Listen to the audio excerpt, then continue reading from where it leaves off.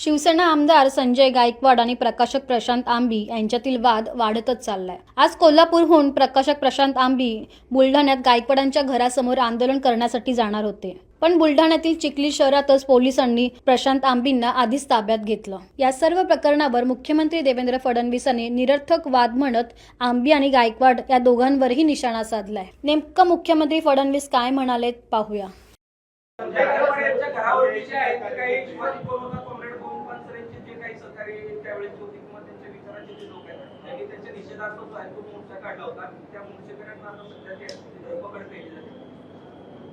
खरं म्हणजे निरर्थक वाद उभा झालेला आहे।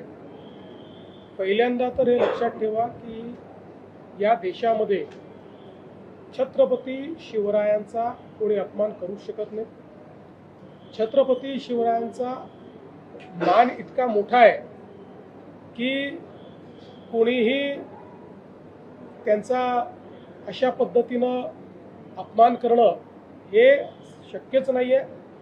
आता हे जे पुस्तक लिहिलं गेलं आहे 1979 ला लिहिलं गेलेलं आहे, त्याच्यावर आज वाद उकरून काढायचा आणि दोन्ही बाजूंनी एकमेकावर भिडायचं, मला असं वाटतं की शुद्ध असामाजिक अशा पद्धतीचं, असंवेदनशील अशा पद्धतीचं हे कृत्य आहे।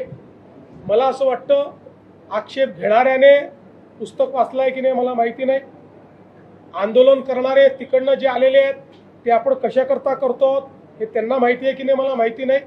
केवळ कुठला तरी मुद्दा पकडायचा आणि त्याच्यावर विवाद उभा करायचा आणि चर्चेत राहायचं हा प्रयत्न योग्य नाही। घाटकोपऱ्यातील लहान मुलींच्या अत्याचार प्रकरणी किरण सोमय्या 12 तास आंदोलन केलेले आहे, त्या संदर्भात क्राईम ब्रँच देखील तपास करते, पुढील आपली कारवाई काय असणार आहे? किरीट सोमय्यांची मागणी आम्ही मान्य केलेली आहे, त्यानुसार त्या ठिकाणी तो जो तपास आहे हा तपास क्राईम ब्रँचला वर्ग करण्यात आलेला आहे आणि त्याचसोबत ज्या ज्या लोकांनी या तपासामध्ये कुठेही कुचकामीपणा केलेला आहे त्यांच्यावर आम्ही कारवाई करतो।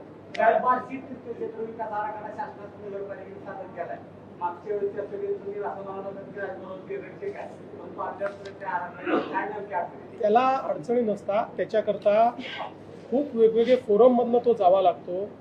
आराखडा शासनाला गेला म्हणजे पहिले कलेक्टरची कमिटी असते, त्याच्यानंतर पालकमंत्र्यांची समिती असते, त्याच्यानंतर जिल्ह्याची समिती करून तो राज्याच्या समितीकडे येतो, त्याच्यानंतर HPC असते, त्याच्यानंतर मुख्यमंत्री कमिटी असते। एवढ्या सगळ्या याच्यातनं एक आराखडा जातो, त्यामुळे तो प्रोसेसमध्ये आहे। चला, धन्यवाद।